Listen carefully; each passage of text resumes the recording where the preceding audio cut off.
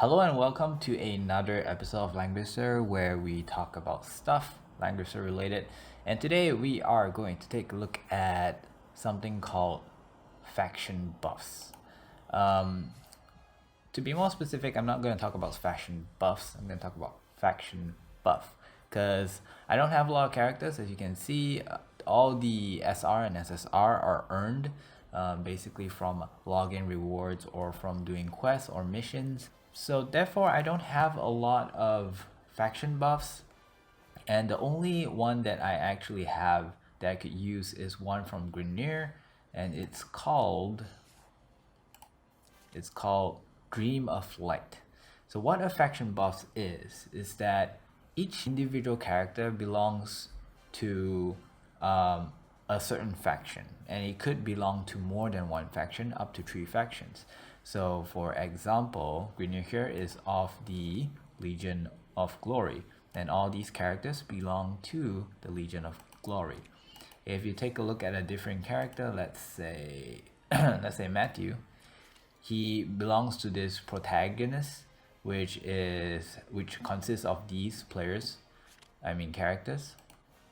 So each one has their own unique faction that they belong to. Sometimes they belong to more than one faction, and when you have a particular character that could use the faction buff, because not all characters has this, at level 35, when you can get another advancement to a high tier class, there is a chance that that high tier class has the ability to use a fusion power, they call it, and that fusion power is your faction buff.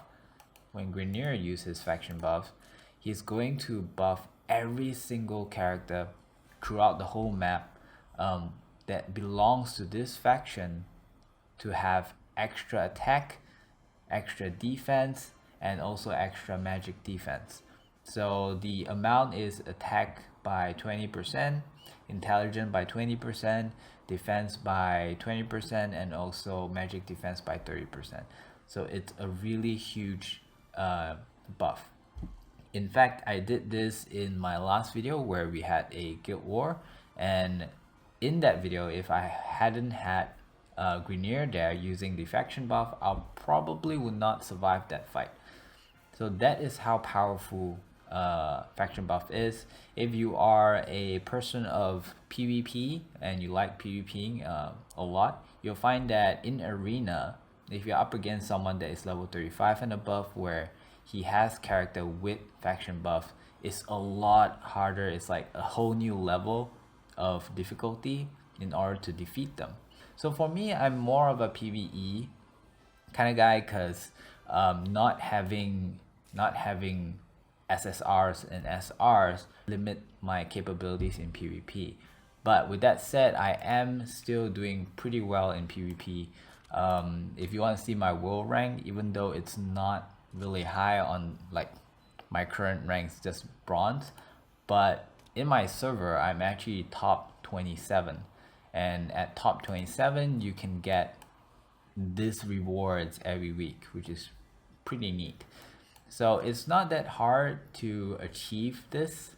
You just need to play smart, and also you kind of need to be a little bit more persistent. If you lose, you go in again. If you lose, you go in again, and just keep trying and find a way to be more efficient and find a way to outplay opponents.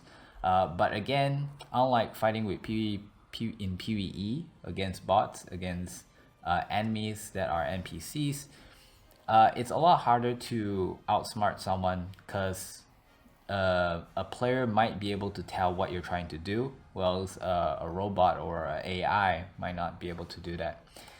Okay, now I'm going to talk about the drawbacks of having these faction buffs. So faction buffs are really good, and as mentioned, it gives you all that stats, more damage, more magic damage, defense, magic defense. The problem is the defense that it buffs you with doesn't stack. First of all, it doesn't stack with other faction buffs. Secondly, is it also doesn't stack with buffs from your healers. So let's say Amida here has the what do you call where is it? There you go. Yes, this one, shield. And this shield gives you an extra defense by 20%. This 20% does not stack with the faction buff. So this means that if you use the faction buff, everyone has the extra shields and blah blah blah for 4 rounds. If you were to use this ability on anyone, it's not gonna help them at all. So that's the drawback. So the supporters become less capable because they have a certain ability that kind of is not as useful as before. Now the reason why I say it's not as useful as before is because it's not completely useless.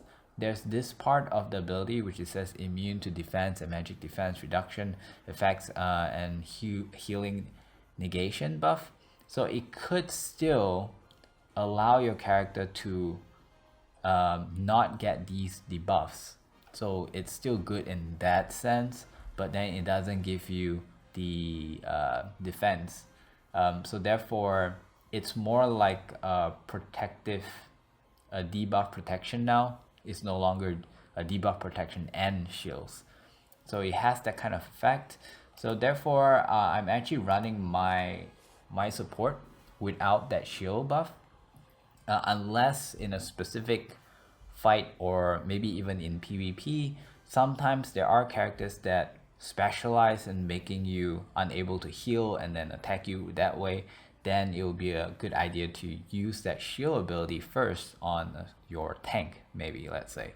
Don't go in with a lot of buffs and then they just don't stack with each other, so you're kind of like wasting space and you're not doing much to improve your overall team. Another thing I want to talk about when it comes to faction buff is that there are certain characters that have special faction buffs. For example, Matthew.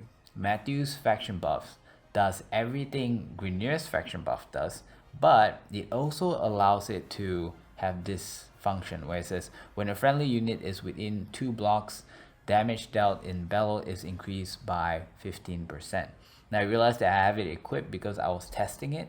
The problem here is that it only applies to those that has these under this category of faction, and whoever that isn't does not have this buff. But you do not need to be next to someone that has to be in this faction, if that makes sense. So that means I can go next to Grenier, which is not in this faction, but since I am 2 blocks away from him, Matthew will have 15% increase in damage. However, if Grenier is next to me and after I use this buff, since it doesn't apply to him, he will not have the 15% damage increase. Because I'm using all rares, I have to find ways to give myself an advantage, and the way I do it is by first finding all the players with this faction. So I'm gonna use Grenier's faction buff, and the people that I came up with is Grenier, this old guy Aaron, Matthew, Amida, Jessica, Cherry. Sadly we're not playing her because she's an SSR, but it's always nice that Cherry is also in this faction. Then we have Scott, we have Lester. Now this one is new to our group. Originally I did not want to play her, but I find that having 2 healers sometimes is very beneficial, so I start having her. She's also a rare. And also Keith, which is the replacement for Lance, and he is also in that faction. This is Lance, he's not in the faction. And all the other rares that I have, this goes also not, and all the other rares and also level 1s that I have that we are currently not playing. So therefore you can see that most of the characters that I choose initially, ever since I started this game, belongs in that faction, the Legion of Glory. And the whole reason is because of the faction buff. So I wasn't just picking out random because I like him or because I like how he looks.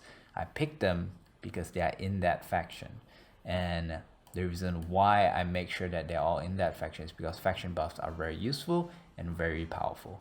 And that is what I want to say for this video. Especially if you're new, you might not know about the faction buffs and you might pick people based on their abilities, their current abilities, or based on how they look. But at the later games, faction buffs are going to help you a lot. Just one ability can give you, again, more damage, more defense, more magic defense for 4 rounds. So the easiest way to get this figured out is on wiki. So this is the wiki page. It's Langrisser gamepedia.com, and all you have to do is just click on heroes, and you come to this page where it starts listing out all of the factions. So you have the Dark Reincarnation factions, you have the Emperor's Honor, you have the Legion of Glory, which is the one that I'm in. Now I realized that in every single faction there is one particular that kind of stands out, or rather highlighted by pulling them at the top. These are the characters that has the ability to use that buff. So in this case it's Bozo for the Dark Reincarnation. The lands that we have also have a faction buff, which is for the Empire's Honor, and all these are the people within it.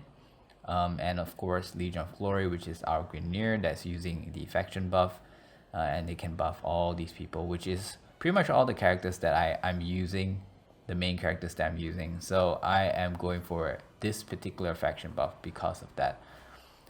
Then there is all the other ones which you can take a look in your own time. We actually have Freya because of the event, and with her we could still use this 4 is actually a rare.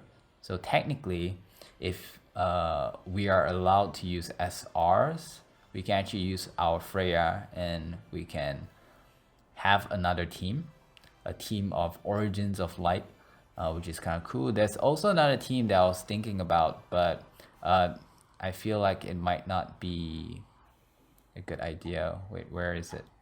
It's the Lance team, the Empire's Honor. If he's a rare, we can use him as well. Then we have another 5 here in this particular faction. Now it might need to happen in the future, so there might be a point in the future where I will say something that we're no longer going to just use rares. We're going to use all the characters that we can get without summoning it with the Trinity vouchers.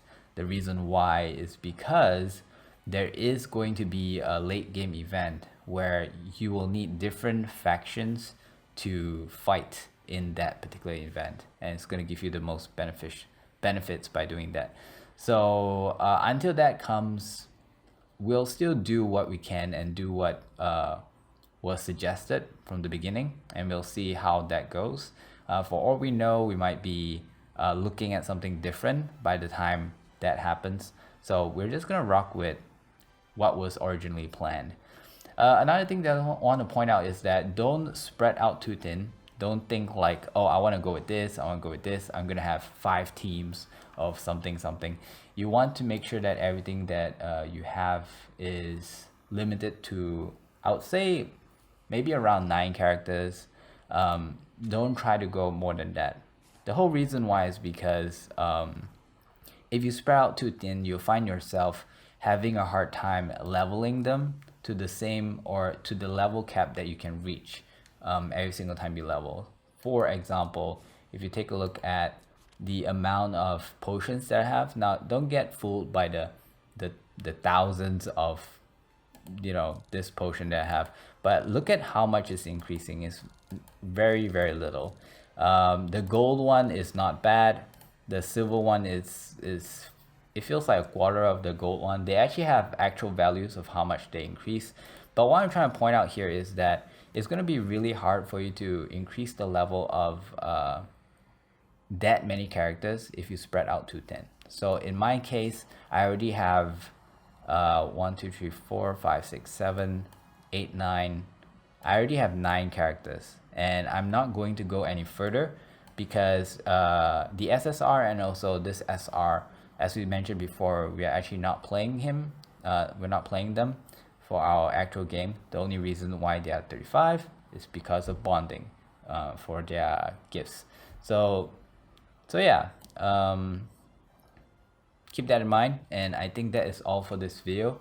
I will see you guys tomorrow with another video, and hopefully we're gonna see some very interesting fights by then. So with that said, I'll see you tomorrow. Bye bye. Hi, thank you for watching till the end. I hope that you will consider subscribing to help the growth of this channel. Like and comment down below to let me know if you like to see more of this particular content.